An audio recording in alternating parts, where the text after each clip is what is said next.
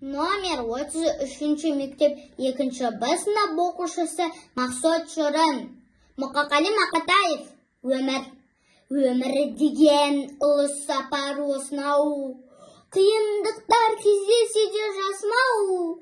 Өмір деген қарап жүрмейді осмау. Жұмыс жасау жаныңды асырау. Өмір деген міне солай жан бағу. Әр қызыққа тамсануда таңғалу. Өмір деген өкініш пен қуаныш. Өмір деген алдау және алдану. Өмір деген өз-өзіңді басқара алмай кейде шалқып мастану. Өмір деген баю тою шіріну. Өмір деген тиын санап аш қалу. Өмір деген жалыну. Өмір деген сырқаттану сауғу. Өмір деген күнә жасап атынан тәубаға кеп заңғылыққа бағыну. Өмір деген жылға салып жас қосу.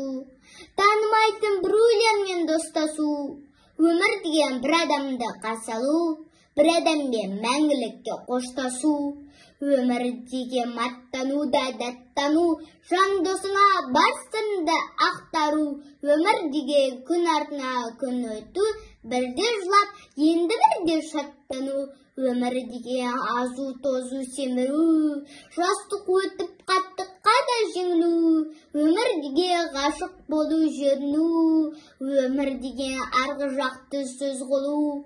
Өз-өзіңе риза болу жазғыру. Туған күнді тойлап жүріп бір күні.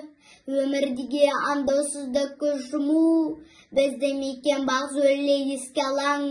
Кімде сірә табанымен баспаған.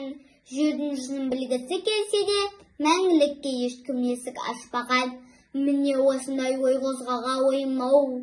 Өмір деген тек тіршілік жайлы дау.